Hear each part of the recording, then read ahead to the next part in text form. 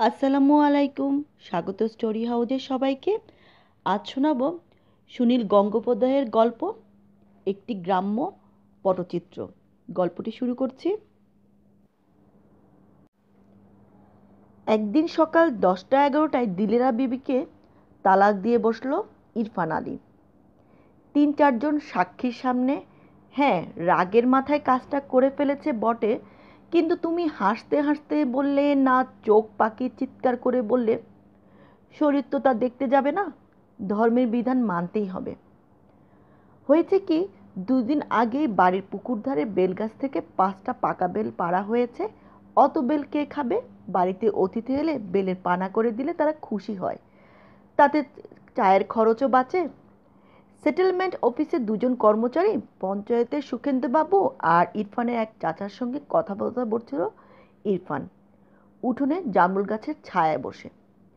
কাজের কথা শেষ হয়ে গেছে, তবু সেটেলমেন্টের বাবু দুটির উঠার নাম নেই। দুপুরবেলা একবার কোর্টে যেতে হবে ইরফানকে। তাই সে স্ত্রীর উদ্দেশ্যে হেঁকে বলল, দিলু, বেলের শরবত বানিয়েছ তো সকালবেলা? কয় গ্লাস দিয়ে যা। দিলারা সাড়া দিল না। সে ঘরের মধ্যেই আছে, শুনছে নিশ্চয়ই। এই বর্ষায় নদীর ভাঙ্গন হয়েছে খুব, এপারেই ভেঙেছে বেশি। স্কুল বাড়িটাও গেছে, চর জেগে উঠেছে ওপারে। সেই চরে এর মধ্যে জবরদখল শুরু হয়ে গেছে, তা নিয়ে জোর আলোচনা চলছে কদিন ধরে। লাঠালাঠি আসন্ন। ওপারে এক দারোগার শালাই দখল নিয়েছে অনেকখানি জমি। আর কিছুক্ষণ কথা বলার পর ইরফান আবার হাঁক দিল, কইরে দিলু, শরবত পাঠাইলি না? গোয়ালঘরের পিছনের জমিতে এবারে পেঁয়াজের চাষ করেছে দিলারা, ভালোই কলে উঠেছে। সেখান থেকে মাটি মাখা হাত বেরিয়ে এলো দিলারা। মাথায় ঘোমটাটা টেনে নিয়ে সে বলল, শরবত এখনো হয় নাই। ইরফান বলল, হয় নাই? তুরন্ত বানিয়ে ফেল, মেহমান এসেছে, দেখছিস না?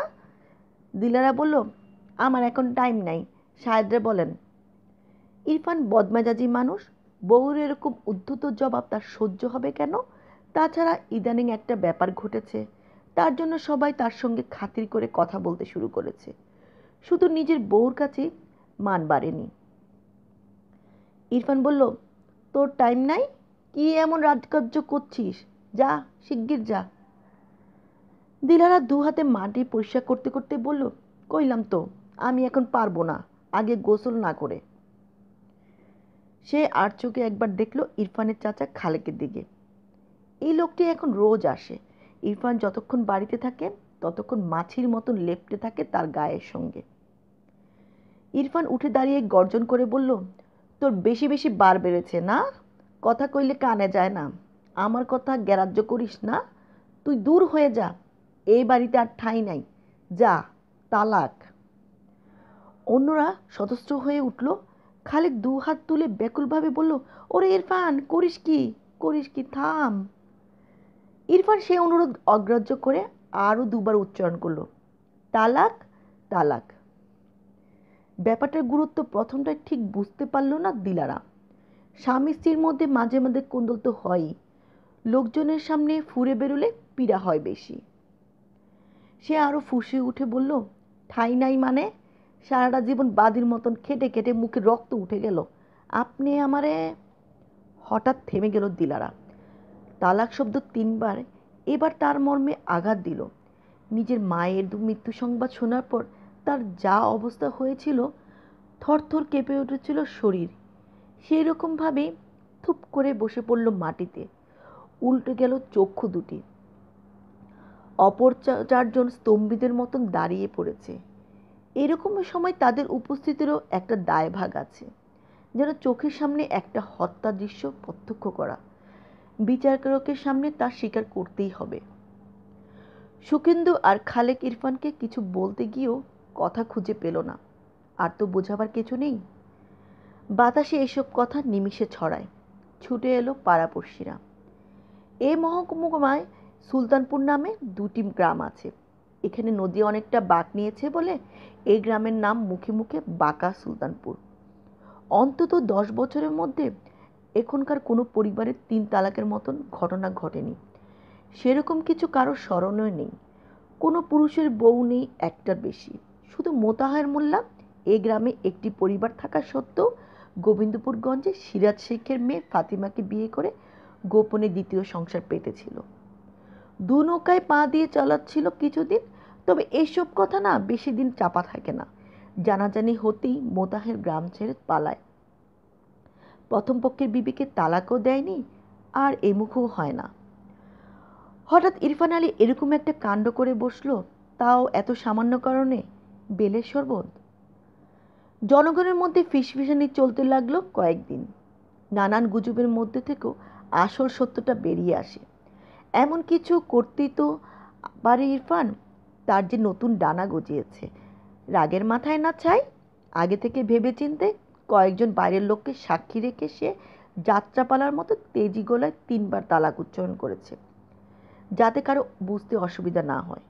দিলারাকে ত্যাগ করার জন্য সে বদ্ধপরিকর। খোদা যাকে দেন তাকে ছপ্পর খুঁড়েই দেন। ইরফানের এখন সেই অবস্থা। জমি জিরাত বেশি নেই ইরফানের। বাপদাদার জমির শরিকি ভাগাভাগির পর ইরফান পেয়েছে 4 বিঘে দোফসলি। তাও আমন চাষটা ভালো হয়, পরেরটা তেমন সুবিধের না। সম্বৎসরের খোরাকিটা কোনো রকম হয়ে যায়। এছাড়া বাজারে একটা টেইলারিংয়ের দোকান আছে তার, সেই দোকানে আয়ও যৎসামান্য। একটাই সেলাই মেশিন, কখনো ইরফান নিজে চালায়, শিবু নামে একটি অল্প বয়সী ছেলেকেও রেখেছে। লুঙ্গি আর ফতুয়ায় সেলাই করে, অন্য বিশেষ কিছু সুবিধা করতে পারে না। পারলে বা কি হতো। বছর দেড়েক আগে একটা রেডিমেড বস্ত্রালয় খুলেছে মহাপাত্ররা 2 ভাই। সেই দোকানে চলছে রমরমিয়ে। সব কিছুই পাওয়া যায়, দামও একটু সস্তা। কেউ এখন আর ছিট কাপড় কিনে সেলাই করতে চায় না। বস্ত্রালয়ের পাশে ছিদামের মুদিখানা, তার পাশে গণেশের চায়ের দোকান। সেই দোকানের বাইরে নুলনিতায় বসে থাকে একটা টুল পেতে। আর কোনো কাজকর্ম সে পারে না। সে লটারি টিকিট বিক্রি করে। পাশের গ্রাম চর ভাংরাহাটির বাজারে শ্রীকৃষ্ণ গড়াইয়ের বড় লটারির দোকান। নুলনিতায় তার সাব এজেন্ট। খ্যানখ্যানে গলায় নিতাই চায়ের দোকানে খদ্দেরদের টিকিট কেনার জন্য ঝুলোঝুলি করে। অনেক টাকার আশায় সবাই একবার দুবার 5-10 টাকার টিকিট কিনেছে। কিছুই হয় না, টাকাটাই জলে যায়। 5 টাকা 10 টাকার দামও কম নাকি? এখন আর কেউ কিনতে চায় না। নিতাইকে নতুন লোক ধরতে হয়, বার করতে হয় নতুন নতুন উপায়। ইরফান লটারির টিকিট কেনেনি। তার দোকান থেকে নিতাই একটা ফতুয়া সেলাই করার জন্য অগ্রিম দিয়েছিল 5 টাকা।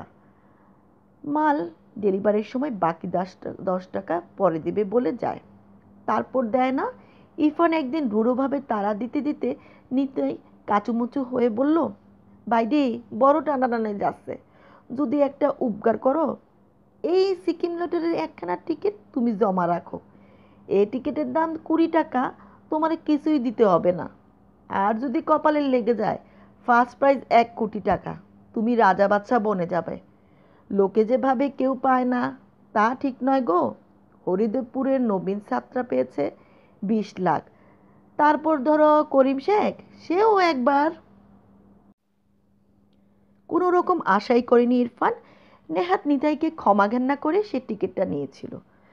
তার ভাগ্যে শিখেছিল চর ভাংরাহাটি শ্রীকৃষ্ণ গড়াই নিজে এসে নম্বর মিলিয়ে বলে গেল, সিকিম রাজ্য লটারির 3rd প্রাইজ পেয়েছে ইরফান আলী, 10 লাখ টাকা। 10 লাখ, সে যে কত টাকা সে ধারণাই নেই ইরফান আলীর। একের পিঠে কটা শূন্য। কোথায়, কত দূরে সিকিম রাজ্য? সেখান থেকে তারা বেছে নিল বাঁকা সুলতানপুরে ইরফান আলীকে। টিকিটটা কোথায় রেখেছিল মনেই ছিল না। একটু খোঁজাখুঁজিতেই পাওয়া গেল অবশ্য। এই টাকা কিভাবে পাওয়া যায়? সিকিম যেতে হবে। কত লোক যে কত কথাই বলে। এখন ইরফানের ধারে কাছে সবসময় বহু মানুষের ভিড়। সবাই উপদেশ আর পরামর্শ দেওয়ার জন্য ব্যস্ত। অনেক কিছু ইরফানের মাথায় ঢোকে না। তারপরে এলো নিখিল মাস্টার। সে শুধু মাস্টার নয়, পার্টি করে, মিছিল করে। বছর 35-এর বয়স, ছিপছিপে চেহারা, গলার জোর আছে। সে সবাইকে সরিয়ে দিয়ে ইরফানকে নিয়ে বসলো দর্জিখানার ভেতরে। বাইরের আগল এঁটে দিল। প্রথমে সে জিজ্ঞেস করলো, টিকিটখানা কোথায়? ইরফান সতর্কভাবে বলল, আছে, কিন্তু এখন সঙ্গে নেই। নিখিল বলল, বেশ, কাউকে হতে দিবে না। কেউ দেখতে চাইলেও দেখাবে না, আমাকেও না। তোমার ব্যাংকে অ্যাকাউন্ট আছে? ইরফান দুদিকে মাথা নাড়ল। নিখিল বলল, কি করতে হবে মন দিয়ে শোনো। 100 টাকা দিয়ে ব্যাংকে একটা অ্যাকাউন্ট খুলতে হবে। তার আগে তোমার ফটো তোলাতে হবে। নাম নাম সই করতে জানো তো? ইরফান বলল, জানি স্যার, ক্লাস 3 পর্যন্ত পড়েছি। নিখিল বলল, ঠিক আছে, ফটো তুলিয়ে ব্যাংকে অ্যাকাউন্ট খুলবে। তারপর ব্যাংকের ম্যানেজারের হাতে টিকিটটা জমা দিবে। সঙ্গে 2-3জনকে নিয়ে যাবে, সাক্ষী থাকবে তারা। স্টেট ব্যাংকের ম্যানেজার মনোজিৎ বাবুকে আমি চিনি, মানুষটা খাঁটি। তিনি টাকা পয়সার সব ব্যবস্থা করে দেবেন। তোমাকে আর কিছু করতে হবে না। হঠাৎ এত টাকা পেয়ে কি করবে ভেবেছ? ইরফান চুপ করে তাকিয়ে রইল। নিখিল বলল, কিছুই করো না, যেমন চলছিল তেমনই চালাও। ব্যাংকের টাকা ব্যাংকেই থাক। তুমি একেবারে চেপে থাকো। হঠাৎ পাওয়া টাকা অনেকের ভাগ্যে হয় না, হঠাৎই শেষ হয়ে যায়। কত লোক এসে চিলুবিলু করবে, নানান ছুতে ভাগ চাইবে, টাকা উড়াবার কুপরামর্শ দিবে। ইরফান আলী, মাথা ঠিক রাখো। যেরকম মোটা চালে চলছিলে সেরকমই চালাও। ও টাকা পরে কাজে লাগবে। নানান পার্টির লোক এসে চাঁদা চাইবে, দেবে না, বলবে 1 বছর পর। শুধু একজন লোককে তোমার এখনই 1000-10 টাকা অন্তত দেওয়া উচিত। কাকে বলো তো? ইরফান বলল, 10,000? কারে? নিখিল বলল, নিতাইকে। তুমি তো দাম দিয়েও টিকিট কিনোনি, নিতাই তোমায় পাইয়ে দিয়েছে। সে গল্প শুনেছি। যদিও এই টিকিটটা নিজের কাছে রেখে দিত, ও বেচারা অসহায় নিঃস্ব মানুষ, ওকে কিছু দিলে তোমার পুণ্য হবে। নিখিলের কথা পুরোপুরি বিশ্বাস করল ইরফান। মাস্টার বাবু তো নিজের জন্য কিছু চায়নি, পার্টির জন্যও চায়নি। যা কিছু বলেছে তার ভালোর জন্যই। সত্যি ব্যাংক থেকেই তার সব ব্যবস্থা হয়ে গেল। ম্যানেজার বাবু তাকে দিলেন একটা সাদা রঙের পাস বই আর একটা নীল রঙের চেক বই। কি করে টাকা তুলতে হয় তা বুঝিয়ে দিলেন। ইনকাম ট্যাক্স ইত্যাদি কেটেকুটি ইরফানের নামে এখন জমা আছে 7,20,400 টাকা।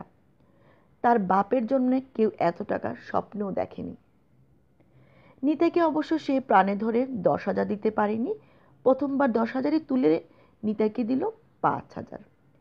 এত বড় একটা অঙ্কের কাণ্ডের নিজের জন্য কিছু খরচ করবে না, তাও কি হয়?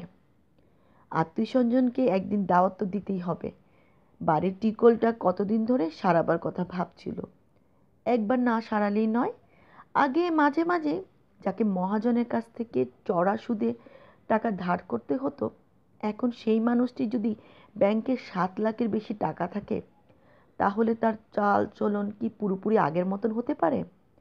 এখন কত মানুষ তাকে খাতির করে কথা বলে। আগে যারা ইরফানকে পাত্তাই দিত না, এখন তারা ইরফানের সঙ্গে চোখাচোখি হলে সে তো হাসি হাসে। ইরফানের কাছ থেকে যাদের কিছুই পাবার আশা নেই, তারাও এখন ইরফানকে সম্ভ্রম দেখায়। টাকার এমনই গুণ। 5 জনের মধ্যে দাঁড়িয়ে কথা বলার সময় আগে কেউ তার কথায় আমলই দিত না। এখন অন্যরা হঠাৎ থেমে গিয়ে বলে, হ্যাঁ ইরফান, তুমি কি বলছিলে? ঠিকই তো বলছিলে। এরকম অবস্থায় পোশাক পরিচ্ছদ আগের মতন রাখলে চলে? বিড়ির আগুনে তার নীল রঙের কুর্তাটা 2 জায়গায় ফুটো হয়ে গেছে। পায়ের জুতো কিংবা চটি দেখলে বোঝা যায় কে চাষাভুষো, কে বাবু শ্রেণীর। তাদের সমাজে গণ্যমান্য ব্যক্তিরা দাড়িতে মেহেন্দি লাগায়। সবচেয়ে চমকপ্রমোদ কাজ হলো, ইরফান একদিন গোবিন্দপুরে গিয়ে চোখের ডাক্তারকে দেখিয়ে চোখে চশমা নিল। সোনালি ফ্রেমের চশমা। তার চেহারা তো মন্দ না, এমন চশমায় তার রূপ খুলে গেল। এখন সে সত্যিকারের বাবু। সই করে চেক কাটলেই টাকা তোলা যায়, এতে সে বেশ মজা পেয়েছে। মাঝে মাঝে সে টুকটাক টাকা তোলে, খুব বেশি না, 2,000, 5,000। নতুন নোটগুলোর দিকে মুগ্ধভাবে তাকিয়ে থাকে। গন্ধ শোকে। আগে 1,000 টাকা রোজগার করতে শরীরে রক্ত পানি করতে হয়েছে, আর এখন শুধু ইরফান আলীর নামটা লিখলেই যত ইচ্ছে টাকা আসে। নিখিল মাস্টারের কথা তার মনে পড়ে মাঝে মাঝে। ঠিকঠাক পরামর্শ দিয়েছিলেন তিনি। এখনও ইরফান তো 2 হাতে টাকা উড়ায় না, কাউকে কিছু দেয়ও না। কেউ এসে বাপের অসুখ, মায়ের অসুখ বলে কেঁদে পড়লে কিংবা টাকা ধার চাইলো, সে বলে 1 বছরের আগে টাকা তোলা যাবে না। আমার উপায় নাই। তাদের টালির ছাদের বাড়িটাতে নতুন রং করার শখ ইরফানের অনেক দিনের। পাছে লোকের চক্ষুটাটাই তাই ইচ্ছেটাকে এখনো দমন করে রেখেছে। নিখিল মাস্টারকে একখানা ধুতি আর কুর্তা কিংবা তার মায়ের জন্য একটা শাড়ি পাঠালে কেমন হয়? ইরফান প্রায় তার ভাবে এই কথা, কিন্তু ওই ভাবনাটুকুই সার। নিখিল মাস্টারের কাছে সে কৃতজ্ঞ ঠিকই, কিন্তু সহসা সে তার সামনে যেতে চায় না। দূর থেকে কখনো সে নিখিল মাস্টারকে দেখলে চট করে অন্যদিকে সরে যায়। কেন সরে যায় তা সে নিজেও জানে না। বাড়িতে বউয়ের কাছে নতুন করে কিছু খাতির পায়নি ইরফান। 27 বছরের বিবাহিত জীবন, এর মধ্যে সংসারে অনেক দুর্যোগ সামলেছে দিলারা। একসময় ইরফানের বাপ রোগ ব্যাধিতে শয্যাশায়ী হয়েছিল পাক্কা 3 বছর। তখন তার গুমুত পরিষ্কার করা থেকে সব রকম সেবা তো দিলারাই করেছে, কোনোদিনও মুখে রাগ আড়েনি। এক সময় খুবই খাটতে পারত সে, এতদিনে খাটতে খাটতে তার শরীরটা ভেঙেছে, আর এখন তার শরীরে রস নেই, শয্যায় সুখ দিতে পারে না। 54 বছর বয়সে ইরফান এখনো সাজওয়ান, কিন্তু তার বউ যেন একটা বুড়ি। শরীরে রস নেই, জীবেও যে একটু মিষ্টত্ব নেই দিলারার। মেজাজ হয়েছে খিটখিটে, সংসারে কাজ কিংবা স্বামী সেবার ত্রুটি নেই। বৃষ্টিতে ভিজে ইরফান যখন জ্বর বাঁধায়, তখন তাকে ওষুধ খাওয়ানো, কপালে জলপট্টি দেওয়া কিংবা রাত জেগে পাখার বাঁধা সবই সে করবে, কিন্তু বকুনি দিতেও ছাড়বে না। দিলালার আরেকটি অযোগ্যতা প্রকট, এ পর্যন্ত সে একটিও পুত্র সন্তান প্রসব করতে পারেনি। 3 কন্যা সন্তান মধ্যে প্রথম দুটি বেশি দিন বাঁচেনি। ছোট মেয়েটির বয়স 7 বছর, আর তার সন্তান সম্ভাবনাও নেই।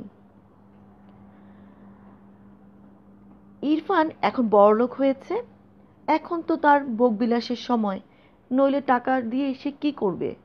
টাকা কেউ পরলোকের সঙ্গে নিয়ে যেতে পারে না। 5 ভুজের মধ্যে বিলিয়ে দিয়েও বা কি হবে? নারী সঙ্গ ছাড়া কি ভোগবিলাস হয়? এই গ্রামের মধ্যে ব্যভিচার চলে না, সবাই সবকিছু জেনে যায়। তাই দিলারাকে তালাক দেওয়ার মতলব ইরফান কিছুদিন ধরে এঁটে চলছিল। শরীর ভাঙলেও সংসার সাশ্রয়ের জন্য দিলারা যথাসাধ্য খাটে এখনো। লটারির টাকার মর্ম সে ঠিকমতো বোঝেনি। ইরফান তাকে দেয়নি নতুন কিছু। দিলারা বাগান চাষ ভালোবাসে, বাড়ির মধ্যে যেটুকু জমি আছে তাতে সে বেগুন মূলো ফলায়। লেবু আর লঙ্কা গাছ গাছ আছে, ফুলকপিও করেছিল গত শীতে, এখন সে পেঁয়াজ নিয়ে মেতেছে। ইরফান জানতো সকালবেলা বাগানের কাজ ছেড়ে দিলারা সহজে আসবে না। শাহেদ নামে বাড়িতে একটা আশ্রিত ছেলে আছে, ফাই ফরমাইশ খাটেন, তাকে সে বেলার শরবত বানাতে বলতে পারত, ও বানাতে আর এমন কি গুণ লাগে?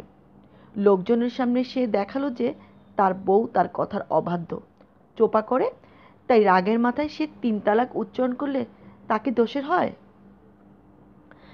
তালাক তো হয়ে গেল, এরপর 7 বছরের মেয়ে তিন্নিকে নিয়ে দিলারা যাবে কোথায়? তার 3 কুলের আর কেউ নেই। বাপের বাড়ির গুরুজনরা সবাই মরে হেজে গেছে। 27 বছর ধরে সে এখানে আছে। পুরুষরা বেশিরভাগ সময় বাড়ির বাইরে থাকে, মেয়েরাই ধরে রাখে সংসারের স্ত্রী। এই সংসার ছাড়া দিলারা আর কিছুই জানে না, চেনে না। তালাক হয়ে গেলে স্বামীর বাড়ির অন্ন গ্রহণ করাও নিষিদ্ধ। মেয়েকে নিয়ে যেতে হবে এতিমখানায়, সেটাই বা কত দূরে। ঘরে আর ঢুকলো না দিলারা। ফোঁপাতে ফোঁপাতে পুকুর ধারে গিয়ে একটা অশ্বত্থ গাছের তলায় বসে রইল। তিন্নি খেলতে গিয়েছিল এক ফুফাতো বোনের সঙ্গে, কেউ তাকে বাড়িতে দিয়ে গেল। মা কেন গাছতলায় বসে কাঁদছে তা সে বুঝলই না। দুপুরবেলা শাহেদ এসে দিয়ে গেল 1 থালা ভাত, ডাল আর লাউ ঘণ্ট। দিলারা থালাটা দূরে ঠেলে দিল, তাকিয়ে রইল সেদিকেই। তার 27 বছরের সংসার কয়েকটা মাত্র শব্দে শেষ হয়ে গেছে।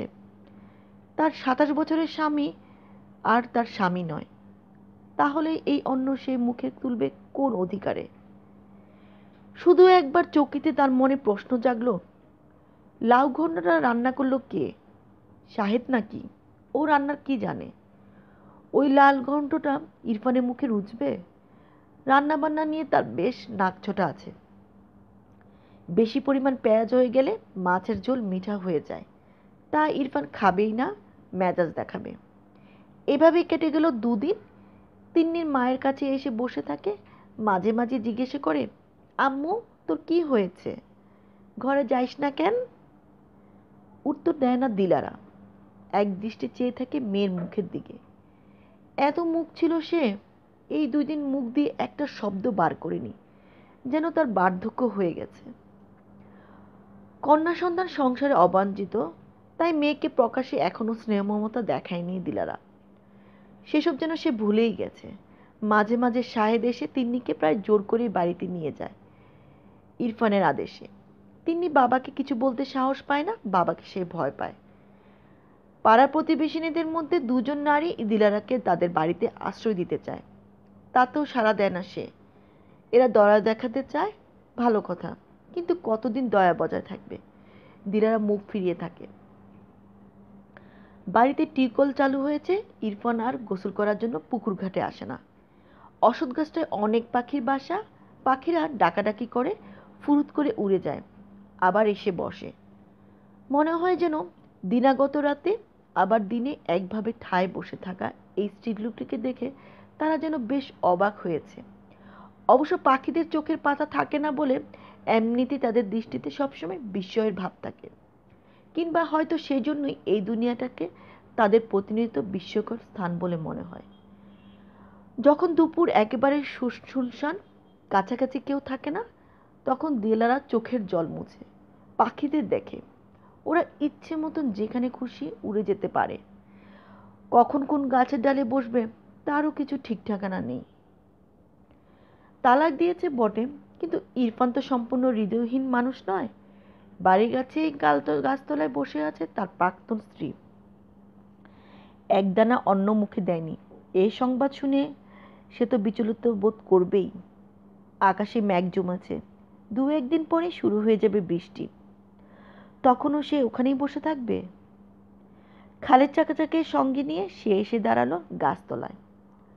গম্ভীর গলায় সে বলল, শোনো তিন্নির মা, এইভাবে পুকুর ধারে তোমার বসে থাকা মোটেই শোভা পায় না। আমিনা ভাবি তোমাকে তার বাড়িতে ঠাঁই দিতে চেয়েছিলেন, তাও তুমি যাও নাই। হাকিমপুরে তোমার খালাতো ভাই সিরাজুল থাকে, তার বড়া গোস্তের কারবার ভালোই চলে। যদি সেখানে যেতে চাও, সাহেব তোমাকে পৌঁছে দিয়ে আসবে। অথবা, এবারেই প্রকাশ পেল তার আসল উদারতা। তার দেনমোহর দেবার কোনো বাধ্যবাধকতা নেই, তবু সে বলল, অথবা বাজারে আমার যে টেলারিংয়ের দোকান আছে সেটা তুমি নিতে পারো। পিছনের কুঠুরিতে থাকার জায়গা হতে পারে।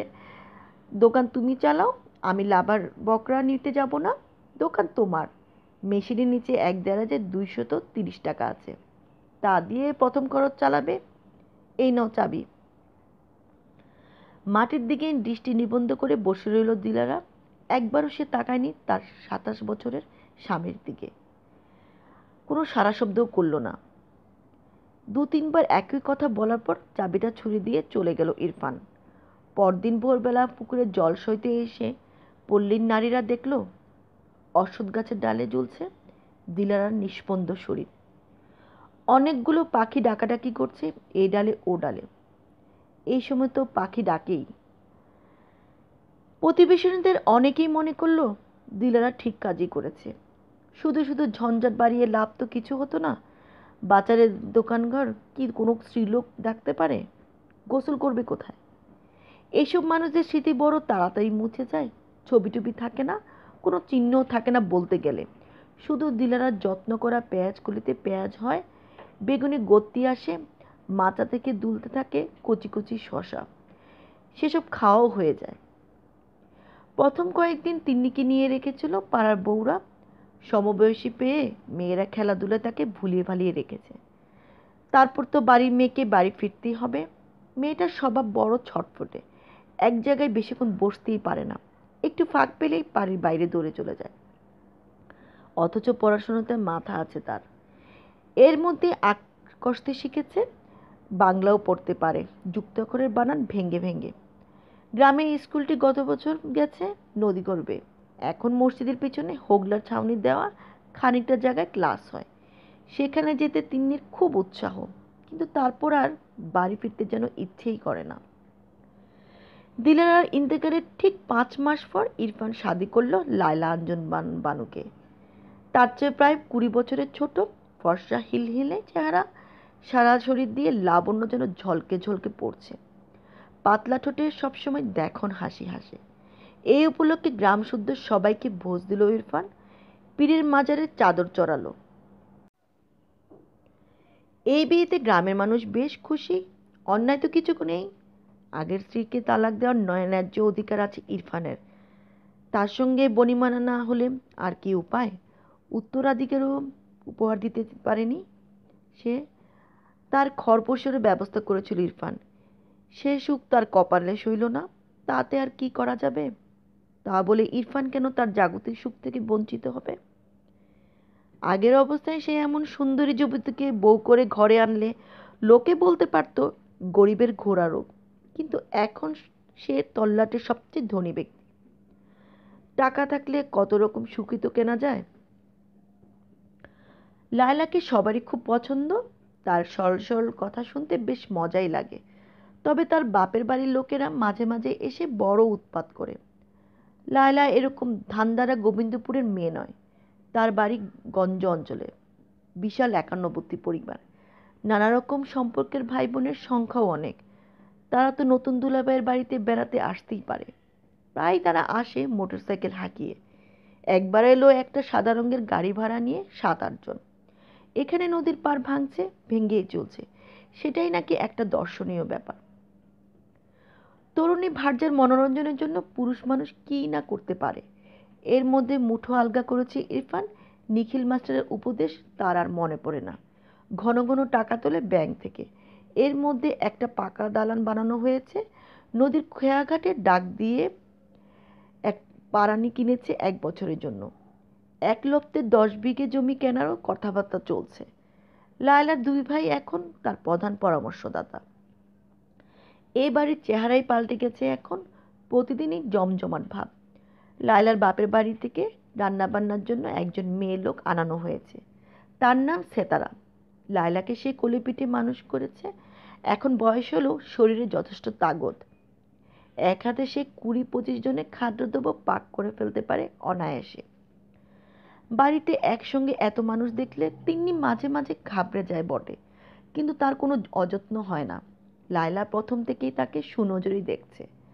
তার নিজের মধ্যে একটা বালিকা ভাব আছে এখনো। সৎমাস শুনলে কেমন যেন হিংসুটি ভয়ঙ্করী মনে হয়। লায়লার মধ্যে সেরকম ভাব একটু নেই।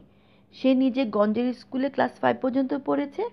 তিন্নিকেও সে পড়াতে বসায়। বিকেলবেলা ছড়া শেখাবার সময় দুজনে একসঙ্গে ছড়া বলে। মাঝে মাঝে দুজনেই একসঙ্গে হেসে গড়িয়ে পড়ে। লায়লার 2 ভাই খালেক আর বদন। এর মধ্যে বদনের স্বার্থবুদ্ধি বেশি, আর খালেক অনেক দিলখোলা। তিন্নি সম্পর্কে এদের মনোভাবও বিপরীত। ইরফানের স্নেহ বাৎসল্য বোধ কম। সে মেয়েকে নিয়ে কখনো আদিক্ষেতা করেনি। সে আছে, ঘুরে ফিরে খায় দায়। লায়লাই দেখে সেটাই যথেষ্ট। কারো কারো স্নেহ ভালোবাসা হয় বড় বেশি একমুখী। সেতারার নিজের সন্তানাদি নেই, বাল্য বিধবা। দ্বিতীয়বার আর নিকে হয়নি। সব স্নেহ সে উজাড় করে দিয়েছে লায়লাকে। লায়লা শ্বশুরবাড়িতেও সে এসেছে স্বেচ্ছায়। তাকে সে চোখে হারাতে চায় না। শ্বশুর শাশুড়ির ঝামেলা নেই। লায়লা এখানে সুখের রাজত্ব গড়বে। পাশে থাকবে সেতারা। কিন্তু এর মধ্যে তিন্নির স্থান কোথায়? প্রথম প্রথম কয়েকদিন সে তিন্নির উপর নজর রাখে। বাচ্চা মেয়েটার মধ্যে সে দোষের কিছু দেখতে পায় না। শুধু ওর অস্তিত্বটাই দোষের। ও না থাকলেই তো ভালো ছিল। প্রথম প্রথম সে ভাবতো আছে তো থাক না, ওর খায়া পড়ার খরচ কতই বা লাগে। কিন্তু ও মেয়ে তো বড় হবে, তখন ওর দাবিও বাড়বে। ও যদি লায়লার সমান হতে চায়, তারপর অবস্থা অনুযায়ী মানানসই সাথে দিতে হবে। সেও বহু টাকার ধাক্কা। ওর স্বামীটাই বা কেমন হবে? যদি একটা চশমকর হয়, যদি সে ভালো মানুষ ইরফান মিয়াকে নিত্য শোষণ করে। এখনো 8 বছর বয়স হয়নি তিন্নির। তবু তার দিকে তাকিয়ে সেতারা বিবি অনেক দূর পর্যন্ত দেখে ফেলে। ভয়ে তার শিহরণ হয়। এখন যে বাচ্চা মেয়েটি হাসছে, খেলছে, দৌড়াদৌড়ি করছে, কয়েক বছরের পরে এই মেয়েই হবে হিংস্র বাঘিনী। লায়লার জীবন বিস্ময় করে দেবে। লায়লারও নিজের সন্তান হবে, তাকে বঞ্চিত করবে এই মেয়ে। এসব আশঙ্কার কথা সেতারা অনবরত লায়লার কানে ঢালতে লাগলো। প্রথম প্রথম লায়লা বিরক্ত বোধ করত। কী সব অলক্ষণে কথা, তিন্নি বেশ মেয়ে। কিন্তু দিনের পর দিন একই কথা শুনলে ক্রমশ বিশ্বাসযোগ্যতা এসে যায়। ইরফানের গোচরও যায় এই বৃত্তান্ত। ইরফান কোনো মন্তব্যই করে না। যৌবনের স্বাদ পেয়ে সে এখন উন্মাত্ত। লায়লা একদিন সামান্য একটু মুড় ভার করলেই সে নতুন শাড়ি গয়না কিনে আনে। কয়েক মাসের মধ্যেই পোয়াতি হলো লায়লা। খবরটা দেওয়ার সময় মসজিদে এক হাঁড়ি রসগোল্লা বিলি করল ইরফান। তার দৃঢ় ধারণা এবার সে পুত্র সন্তান পাবে। শুধু সম্ভোগ নয়, লায়লা তার সৌভাগ্য এনে দিবে, তার বংশ রক্ষা হবে। বউকে নিয়ে মাঝে মাঝে নদীতে বেড়াতে যায় ইরফান। সন্ধ্যের পর খেয়া চলে না, নৌকার মালিক এখন ইরফান নিজে। মাঝে ইদ্রিস রাত্রিবেলা তার বাড়িতেই খায়, সুতরাং তাকে দিয়ে বেশি কাজ করানো যায়। প্রতিদিন নদীতে পার করে ইদ্রিস। এই নদী নবীগঞ্জে তার বাড়ি খেয়ে নিয়েছে। তার বউ এখন বাপের বাড়িতে মুখ ঝামটা খেয়েও বাধ্য হয়ে 3 ছেলে মেয়ে নিয়ে থাকে। ছেলেটার আবার পোলিও। এক বিকেলে সেজেগুজে বেরোবার সময় লায়লা বলল, আয় তিন্নি, তুই চল আমাদের সঙ্গে। শাড়ি পরবি? আমি তোকে শাড়ি পরিয়ে দিচ্ছি। লখার মাঠে আজ সিনেমা দেখাবে, তুই আয়। তুইও আমাদের সাথে দেখবি বেশ। তিন্নিকে শাড়ি পরিয়ে গালে পাউডার মাখিয়ে কপালে টিপ লাগিয়ে সাজিয়ে দিল লায়লা।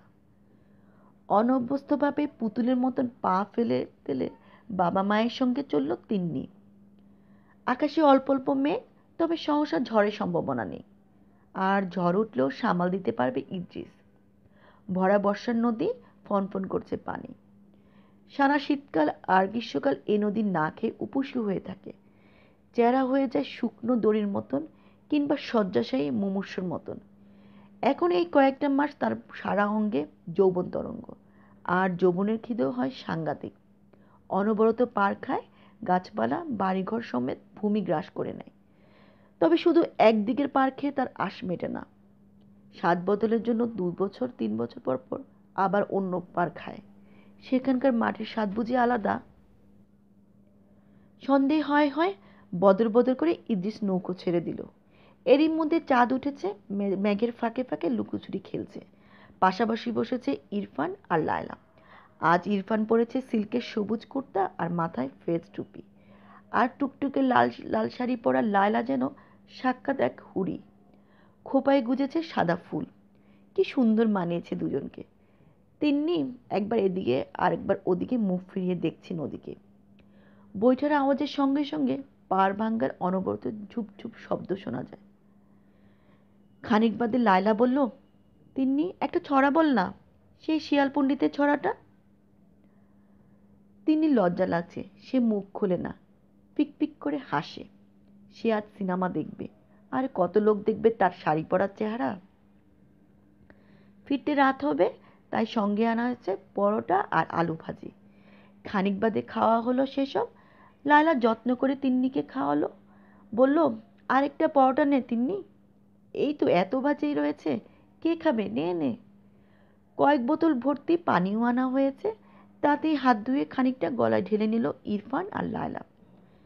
তিন্নি হাত ধোয়ার জন্য ঝুঁকে নদীতে হাত ডোবালো। তখনই একখাণ্ড কালো মেঘ ঢেকে দিল চাঁদটাকে। একেবারে আঁধার হয়ে গেল চারদিক। ইরফান ফিসফিস করে বলল, দে ইদ্রিস, এবার দে। ইদ্রিস পানি থেকে বৈঠা তুলে খুব জোরে একটা ঘা মারল তিন্নির ঘাড়ে। তারপর পাছার তলায় হাত দিয়ে ঠেলা মারল। তিন্নি উল্টে পড়ে গেল নদীতে। গুপুস করে একটা শব্দ হলো শুধু। তারপর কিছুক্ষণ তিনজনই নিশ্চল, নৌকো স্থির, কোনো শব্দ নেই। কালো মেঘটা সরে গিয়ে আবার ফুটল একটু ফ্যাকাশে জ্যোৎস্না।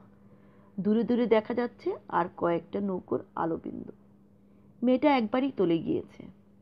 ওইটুকু একটা প্রাণ গেল কি থাকলো, তাতে পৃথিবীর কি বা আসে যায়। এমন তো কতই যায় হের হের রোজ।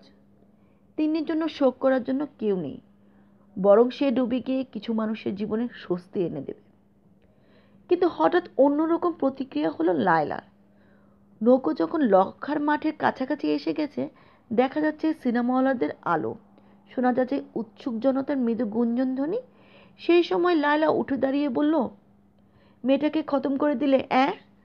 সিনেমা দেখবে কত আশা করেছিল। হায় আল্লাহ, এ কি করলে তোমরা? পরিকল্পনা সবই জানতো লায়লা, সে সম্মতি জানিয়েছিল। এখন সে দুষতে লাগলো তার স্বামী আর ইদ্রিসকে। শুধু তাই নয়, সে এমনই বিকৃত গলায় চিৎকার করতে লাগলো যে তাকে সামলানোই এখন কঠিন। ইরফান তাকে জড়িয়ে ধরলেও সে ছিটকে সরে যেতে চায়। সর্বনাশ, এখন জানাজানি হলেই যে লোকের সকলের হাতে দড়ি পড়বে, লায়লাও ছাড় পাবে না। সিনেমা দেখার আর প্রশ্নই ওঠে না। নৌকোর গুলি ঘুরিয়ে দিল ইদ্রিস। লায়লাকে জোর করে শুয়ে তাকে চেপে ধরে রইল ইরফান। পাশ দিয়ে দু একটা নৌকো যাচ্ছে, তারা কেউ অবশ্য লায়লার গোঙানি শুনতে পায়নি। ফিরে আসা হলো ভালোই ভালোই। ঘাটে নেমে নিজেই খুব চেঁচিয়ে কান্না শুরু করলো ইরফান। এখন সব লোককে জানান দিতে হবে। বাড়িতে এসেও শুরু হলো কান্নার রোল। সেতারাও যোগ দিল তাতে। এটাই নিয়ম, মৃত্যুর সংবাদ পেয়ে সকলকে কান্নার জোগাড় তুলতে হয়। দুদিন পর এ বাড়িতে এলেন পুলিশের দারোগা নিয়ামত খান। এ গ্রামে থানা নেই, দারোগা এসেছেন নবীগঞ্জ থেকে। নিয়ামত খানের দশাসহিষ্ণু চেহারা, বদমেজাজি, সবসময় মুখে পান। সবাই জানে এই দারোগা যেমন ঘুষখোর তেমনি স্বেচ্ছাচারী। সরকার কিংবা সংবিধান থাকেন অনেক দূরে। এখানকার পুলিশের উপরদলার কেউ নেই। এখানে কর্তার ইচ্ছেতেই সব কর্ম হয়। উঠোনেই একটা কুর্সি পেতে দেওয়া হলো নিয়ামত খানের জন্য। মুখ ভর্তি পান, তবু তিনি একটা সিগারেট ধরলেন। দিলার আত্মহত্যার পরও তিনি একবার এসেছিলেন। নিয়ম রক্ষার জন্য আসতেই হয়। তখন বেআইনি কিছু পাননি, তবে কোনো বাড়িতে এলে কিছু প্রণামী তার পাওনা হয়। তা পেয়েছিলেন, ঠিকঠাক রিপোর্টও দিয়েছিলেন। এবারের ঘটনা একটু আলাদা। গ্রামের আর 10 জনের মধ্যে যে একজন, সে যদি হঠাৎ আঙ্গুল ফুলিয়ে গলাগাছ হয়, তবে তার সম্পর্কে অন্য 9 জনের রাগ কিংবা ঈর্ষা হবে না? এটা তো মানুষের স্বভাব ধর্ম। তাও লোকটির ব্যবহার না বদলালে অন্যরা মেনে নিতে পারত। কিন্তু বিনা উপার্জনের সম্পত্তি বিষ থাকবেই। সেই বিষে মাথা বিগড়ে দেয়। চতুর্দিকে এখন আলোচনা চলছে ইরফান আর লায়লা নিজে তাদের আগের পক্ষের মেয়ে তিন্নিকে খুন করেছে, সরিয়ে দিয়েছে পথের কাঁটা। এরকম জনমতের চাপে পুলিশকে কিছুই করতে হয়। তাই তো এসেছে নিয়ামত খান। কিন্তু তিনি অনুত্তেজিত। ডাকাতি নয়, 2-4টে লাশ পড়ে যাওয়ার ব্যাপারও নয়, একটা বাচ্চা মেয়ের উধাও হওয়ার ঘটনা। তার জন্য আর কত সময় দেওয়া যেতে পারে? উঠোনের কুর্সিতে বসে সিগারেট টানতে টানতে নিয়ামত খান ইরফানকে জিজ্ঞাসা করলেন, বলো দেখি বৃত্তান্তটা। সন্ধে থেকে পরপর কি হলো? এর মধ্যে অন্তত 100 বার মনে মনে ঘটনার পুনরাবৃত্তি করেছে ইরফান। প্রথম রাত্রিরে সে তো ঘুমাতেই পারেনি, সুতরাং বর্ণনা দিতে ইরফানের কোনো অসুবিধাও হলো না। মাঝে মাঝে মাথা নাড়তে লাগলেন নিয়ামত খান, যেন তিনি সব বুঝতে পারছেন। একটা দুরন্ত ছটফটে মেয়ে বেশি ঝুঁকেছিল নদীর পানিতে হাত ডুবিয়ে, সে তো পড়ে যেতেই পারে। এরকম দুর্ঘটনা মাঝে মাঝেই ঘটে। বর্ষার নদীতে সকলকে সাবধান হতে হয়। এ কেসে বাপ মায়ের কোনো ক্রিমিনাল অফেন্স তো প্রমাণ করা যায় না। নিয়ামত খান ভোজন রসিক, তার জন্য খাটে ঘিয়ের বিরিয়ানি রান্না করে রেখেছে সিতারা। সেই বিরিয়ানির প্লেট দেওয়ার আগে দারোগাবাবুর হাতে একটা মোটা খাম দিল ইরফান। খামটা একবার খুলে দেখলেন নিয়ামত খান, মনে হলো 1000 দশকের নোট। তিনি মৃদু হেসে খামটা রাখলেন প্যান্টের পকেটে। স্বস্তির নিঃশ্বাস ফেলল ইরফান। মুখ তুলে উদারভাবে নিয়ামত খান বললেন, ইরফান সাহেব, আপাতত আপনাদের নামে কোনো কেস দাঁড়ায় না, তবু একবার আপনার বিবির সঙ্গে কি কথা বলা যেতে পারে? ইরফান বলল, হুজুর, সেদিন থেকে আমার বিবি শয্যাশয়ী। খুব ভালোবাসতেন তো মেয়েকে, কারোর সঙ্গে বাতচিত করছেন না, শুধু কাঁদছেন। তবু যদি আপনি চান। নিয়ামত খান হাত তুলে বললেন, থাক থাক, এরকম সময় জেরা করা খুবই ইনহিউম্যান। বুঝতেই তো পারছি তার মনের অবস্থা, থাক থাক। তারপর তিনি নিচু গলায় বললেন, ইরফান সাহেব, এখন কয়েকটা দিন বাড়ি থেকে আর নাই বা বেরোলেন। চুপচাপ থাকুন, পাড়ার লোক নানা কথা বলবে, কান দিবেন না। উঠে দাঁড়িয়ে চলে যাওয়ার জন্য পা বাড়িয়েও তিনি থেমে গেলেন। হঠাৎ মনে পড়ার মতন তিনি বললেন, ইদ্রিস আলী গেল কোথায়? তার সঙ্গে যে একটু কথা বলতে হয়। ইদ্রিস ডিউটি দিচ্ছে খেয়াঘাটে। দ্বারকা নির্দেশ দিয়ে গেলেন সে যেন 1 ঘন্টার মধ্যে থানায় গিয়ে হাজিরা দেয়। আকাশ কাঁপিয়ে বাস ডেকে বৃষ্টি নামলো একটু পরে। খবর এলো নদী দুটো তালগাছ খেয়েছে 1 ঘন্টা আগে। একটা আখের ক্ষেতেরও যায় যায় অবস্থা। নদীর বুঝে এখন মিষ্টি খাবার স্বাদ হয়েছে। বাধা দেওয়ার কোনো উপায় নেই।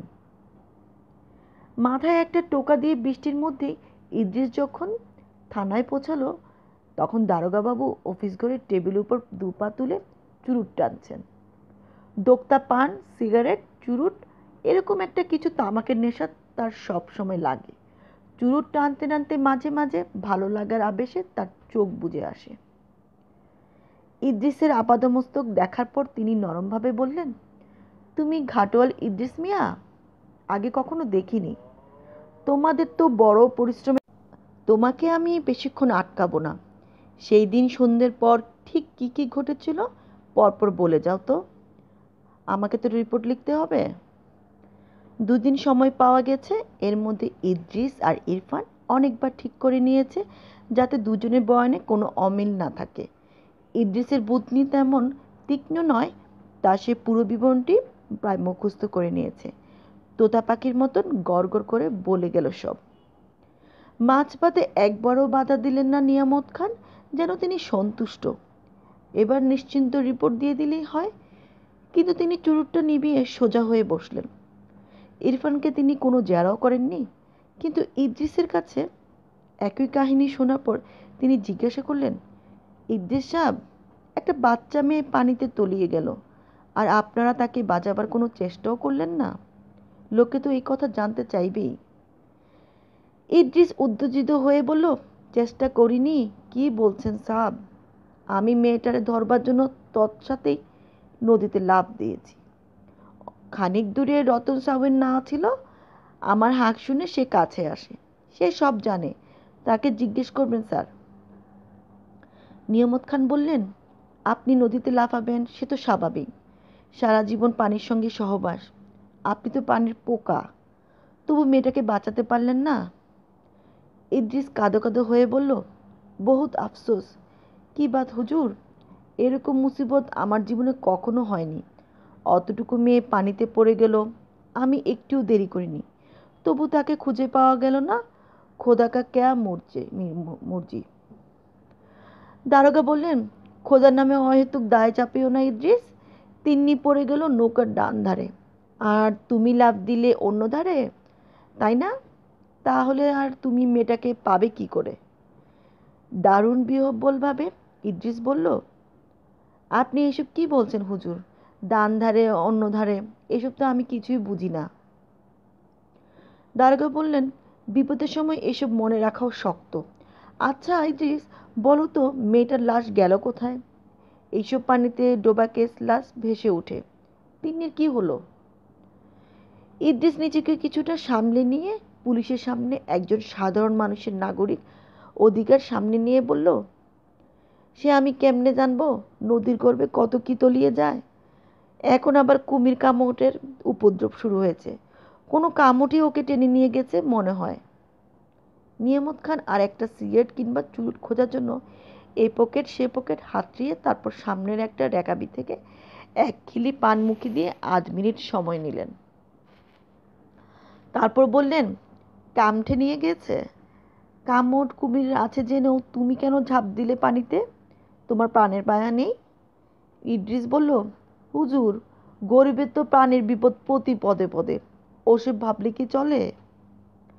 এরকম একটা আপ্তবাক্য শুনেও হা হা করে হেসে উঠলেন নিয়ামত খান। আপন মনে বললেন, যাত্রা টিভি সিরিয়ালের এমন ডায়লগ সবাই শিখে গেছে। তারপর তিনি হাঁক দিলেন, দরওয়াজা। একজন সেপাই পাশের ঘরের দরজা খুলে দিল। নিয়ামত বললেন, ইদ্রিস, ওই দিকে ভালো করে দেখো। ইদ্রিসে তখন ভূত দেখার মতন অবস্থা। সে ঘরের একটা টুলে বসে আছে তিন্নি। তার মাথায় একটা ব্যান্ডেজ। সে একটা ভুট্টার দানা খুঁটে খুঁটে খাচ্ছে। ইদ্রিসের মুখে আর কোনো কথা নেই। নিয়ামত খান বললেন, তুই ওর মাথায় মেরেছিলি। আঘাতটা তেমন জোর হয়নি। তোরা ভেবেছিলি ও মরেই গেছে। তুই কিংবা তোর মুরব্বীরা কেউ জানতই না যে তিন্নি এই বয়সেই সাঁতার শিখে গেছে। যে সাঁতার জানে সে জ্ঞান থাকলে ডুবে মরে না, বুঝলি? ইদ্রিস বিস্ফোরিত চোখে চেয়ে রইল। নিয়ামত বললেন, ও মেয়েটা যদি মৃত্যু হতো তাহলে তোর নির্ঘাত মৃত্যুদণ্ড হতো, বুঝলি? মৃত্যু ঘটাবার চেষ্টাও বিরাট অপরাধ। বছর 10 তোকে ঘানি ঘোরাতে হবে তো নিশ্চিত। ইদ্রিস বলল, ঠিকই তো। নিয়ামত একটু কৌতূহল ভরে জিজ্ঞাসা করলেন, কি বললি? কি ঠিকই তো? ইদ্রিস বলল, আমি পাপী হুজুর, অর্থলোভে এই কাজ করেছি। নিজের ছেলের চিকিৎসার কথা ভেবে না হুজুর, কোনো অকারণেই অপরের প্রাণ নেওয়া যায় না। আমার যা হয় হোক হুজুর, আমি তিন্নির মৃত্যুর জন্য দায়ী। আমাকে শাস্তি দিন। নিয়ামত বাঁকা সুরে বললেন, এখন ধরা পড়ে তুই শালা আমাদের মন বেচাবার চেষ্টা করছিস? শাস্তি তোকে পেতেই হবে। ওসব অভিনয় আমরা অনেক দেখেছি। ইরফানের কাছ থেকে যা টাকা পেয়েছিস সব লুকিয়ে রেখেছিস অন্য জায়গায়। তোর ছেলে মেয়েদের তুলনায় তিন্নির জীবনে বুঝি কোনো দাম নেই? ঘুষখোর বাজখাই ধরনের দারোগা নিয়ামত খান তিন্নিকে ডেকে আনলেন সামনে। তার দিকে কয়েক মুহূর্ত চেয়ে থেকে বললেন, wonder, life is full of wonders. Haridevpur শ্মশানে প্রথমে সবাই তিন্নিকে প্রেতজনই ভেবেছিল। তখন মধ্যরাত্রি, এই সময় শ্মশানে কোনো শবদেহ আসেই না বলতে গেলে। কিন্তু বেশ কিছু গেজেল সেখানে আড্ডা মারে, দুজন সাধুর আখড়ায় ধুনি জ্বলে। সেই সময় নদী থেকে উঠে আসা এক জীবের ক্রন্দন শব্দ শুনে শ্মশানচারীরা সতস্ত্র হয়ে উঠেছিল। হামাগুড়ি দিয়ে আসছে প্রাণীটি, মনুষ্য আকৃতি, শরীরে এক বিন্দু সুতো নেই, রক্ত কাদা মাখা, মাঝে মাঝে থামছে আর ফোপাচ্ছে। সাঁতার জানে বলেই বেঁচে এসেছে তিন্নি। তার পরনের শাড়িটারি কোথায় খুলে গেছে। চেহারাটাও তখন এমনই বিবর্ষ যে দেখলে ভয় লাগারই কথা। শেষ পর্যন্ত সেই শ্মশানের লোকেই তাকে খাদ্যবস্ত্র দিয়েছে, ব্যান্ডেজ বাঁধা হয়েছে মাথায়, আশ্রয় পেয়েছে বান্ধব সমিতিতে। দুদিন আগে যে সাক্ষাৎ জমে গ্রাস থেকে ফিরে এসেছে, তিন্নির মুখ দেখে তা বোঝার উপায় নেই। দিব্যি কামড়ে কামড়ে খাচ্ছে ভুট্টের দানা। বেশ কয়েক পলক তিন্নির দিকে তাকিয়ে থাকার পর নিয়ামত খান হুকুম দিলেন, ইদ্রিসকে গারদে আটকে রাখার। লায়লা না হয় সৎ, কিন্তু ইরফান তো সাক্ষাৎ পিতা। সেই পিতা হয়ে সে নিজের কন্যাকে খুন করার ব্যবস্থা করেছিল। এরকম একটা ঘৃণ্য অপরাধের মূল আসামি তো ইরফানই। অথচ কি আশ্চর্যের ব্যাপার, ওই স্বামী স্ত্রীকে ধরার কোনো চেষ্টাই করলেন না দারোগা সাহেব। যদিও তিনি ঘুষ খেয়েছেন, কত খেয়েছেন তা জানতে থানার কারও বাকি নেই। ও ঠিক জানাজানি হয়ে যায়, কিন্তু অত বড় ক্রাইমের জন্য ওই সামান্য টাকা। অন্য সময় তিনি অন্যদের কিছু ভাগ দেন, এবার কিছু দিলেন না। অবশ্য ওই টাকার ভাগ বাটোয়ারা বা কী হবে?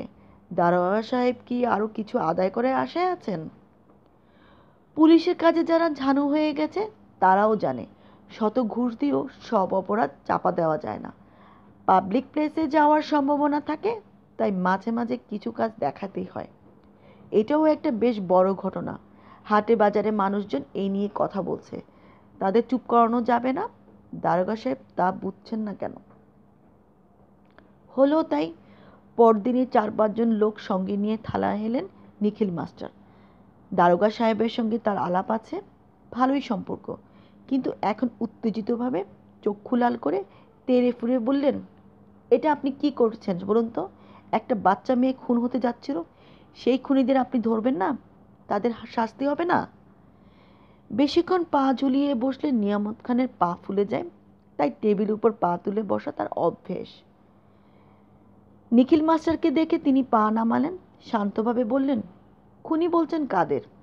খুনটা হলো কোথায়? মেয়েটা তো দিব্যি বেঁচে আছে। আরও রেগে গিয়ে নিখিল মাস্টার বললেন, মেয়েটা বেঁচে আছে ওর আয়ুর জোরে। ওকে মেরে ফেলতেই চেয়েছিল, মাথায় আঘাত করেছে, ভরা নদীতে ফেলে দিয়েছে। Intention to murder. এটা ক্রাইম নয়, এর জন্য লাইফ টার্ম হতে পারে।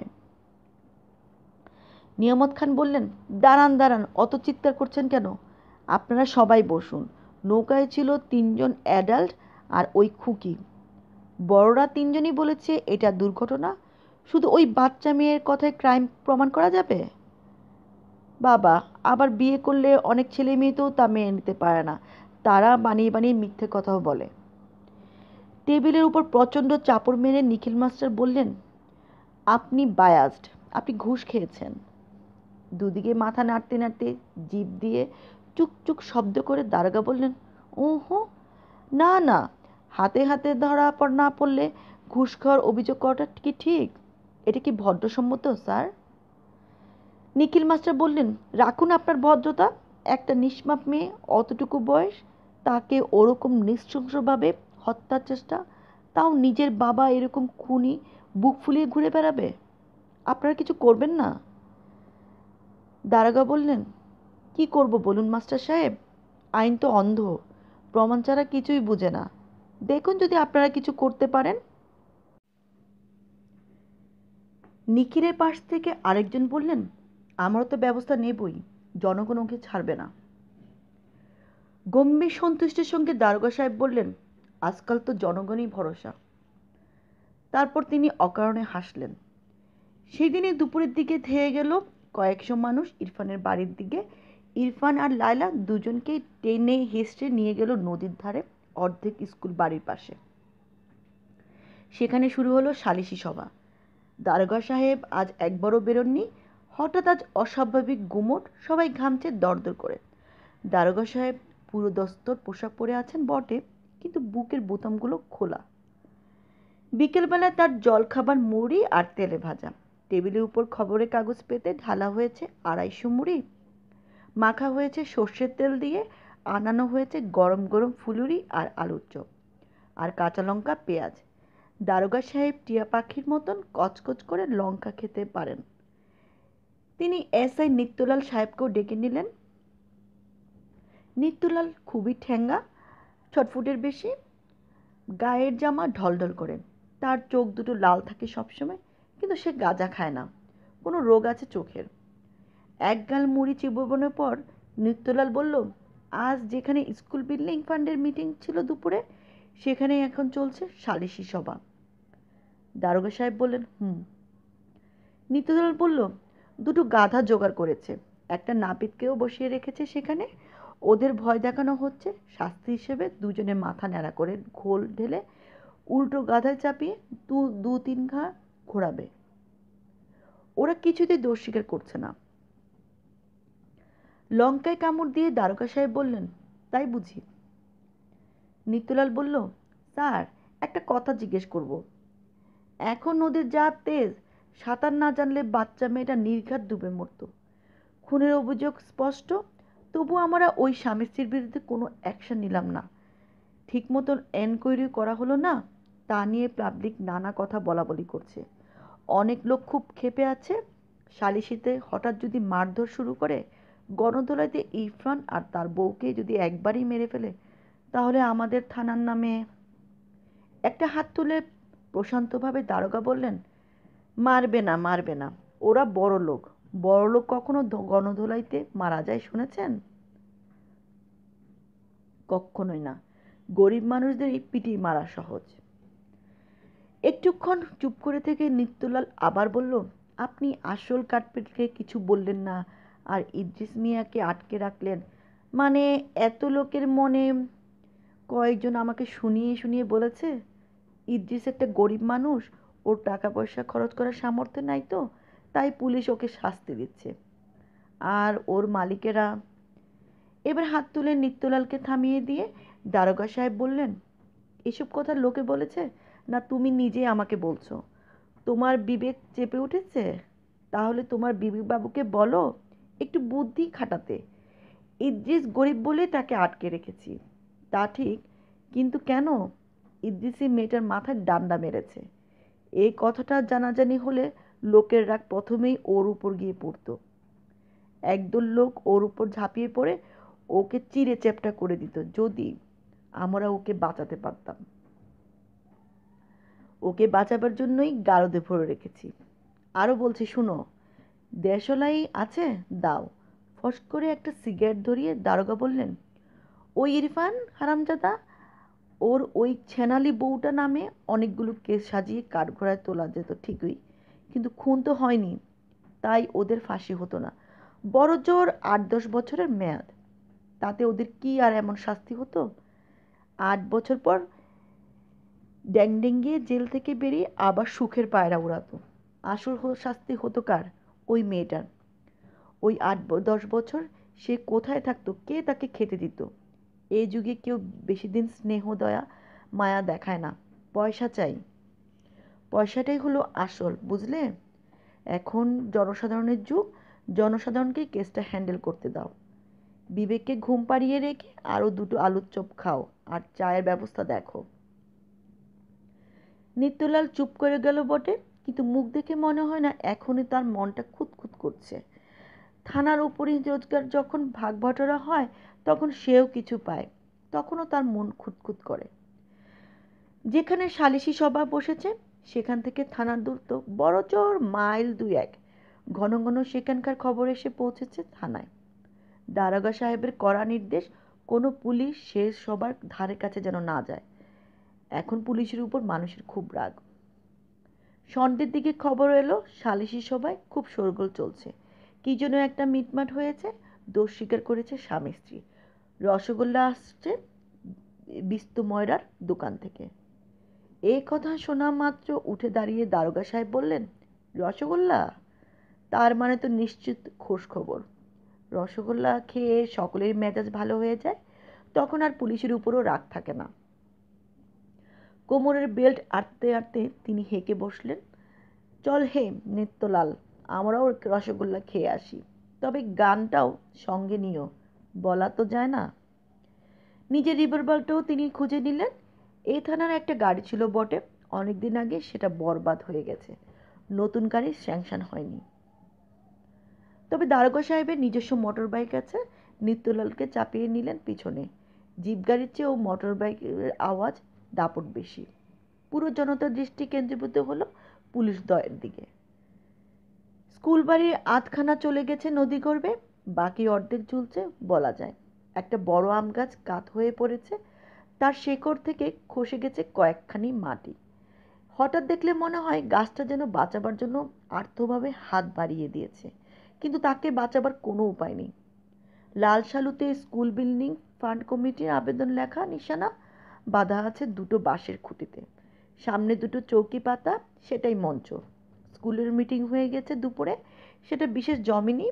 সালিশি সবার জন্য শেষ করে দিতে হয়েছে তাড়াতাড়ি। একটা ক্যানেস্তারায় কিছু 50-100 টাকা নোট পড়ে আছে। এইসব সবাই বক্তারা গলা ফাটিয়ে নিজেদের সরকারকে বাঁচিয়ে কেন্দ্রীয় সরকারে মুণ্ডুপাত করে, নিজেদের পকেট উপুর করতে চায় না কেউ। সেই মঞ্চের ঠিক সামনে ধরা পড়া চোরের মতন মুখ নিচু করে বসে আছে ইরফান আর লায়লা। শোনা যাচ্ছে একটু একটু ফোফানির শব্দ। দুহারি রসগোল্লা পৌঁছেছে সবে মাত্র। কিছুক্ষণ আগেও মঞ্চের উপর বসিয়ে রাখা হয়েছিল, এখন আর তাকে দেখা যাচ্ছে না, সে মিশে গেছে ভিড়ের মধ্যে। দারোগা সাহেবকে দেখে এগিয়ে এলেন নিখিল মাস্টার। হাসি মুখে জিজ্ঞাসা করলেন, খবর পেয়েছেন তো সব? নিয়ামত খান বললেন, জনগণের বিচারে কি ফয়সালা হলো? নিখিল মাস্টার বললেন, মেয়েটা যখন প্রাণে বেঁচে গেছে, আর ওকে ভালোভাবে বাঁচিয়ে রাখাই আমাদের এখন প্রধান কাজ। তাই দোষ স্বীকার করলেও ওর বাবা মাকে কঠিন শাস্তি দেওয়া হলো না, ক্ষতিপূরণ আর জরিমানা দিতে রাজি করিয়েছি। ভুরু নাচিয়ে নিয়ামত খান জিজ্ঞেস করলেন, কত? নিখিল মাস্টার বললেন, ব্যাংক থেকে আগেই হিসেব আনিয়েছিলাম, এর মধ্যে অনেক টাকাই উড়িয়েছে। যা বাকি ছিল স্কুল বিল্ডিং ফান্ডে দিয়েছে 50,000, আর মেয়েটার নামে 2.5 লাখ টাকা। মোটামুটি আগের অবস্থায় ফিরিয়ে এনেছি। এখন থেকে ইরফান আলীকে আবার খেটে খেতে হবে, আর ফুটানি চলবে না। ঊর্ধ্বনত হয়ে দারোগা সাহেব হিসেব করলেন, 2.5 লাখ। ফিক্সড ডিপোজিট যদি 9% হয় তাহলে হলো গিয়ে 9 দুগুণে 18, আর 4.5 মানে 22,500 বছরে, প্রতি মাসে 2,000-এর মতো যথেষ্ট। মেয়েটা থাকবে কোথায়? নিখিল মাস্টার বললেন, ওই যে দেখছেন একলাসউদ্দিন, টাক মাথা মানুষটি, স্কুলে আমার সহকর্মী, ওর স্ত্রী অতি ভালো মানুষ, দুটো ছেলে মেয়ে আছে, এই মেয়ে থাকবে ওদের বাড়িতে, সেখানে লেখাপড়া শিখে মানুষ হবে। দারোগা সাহেব বললেন, বাহ।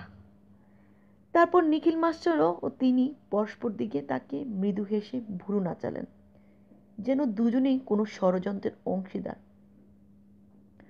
পর মুহূর্তে তিনি মেজাজ পাল্টে গলা চড়িয়ে বললেন, টাকা দিয়েছে বলেই মাথা কিনে নিয়েছে নাকি?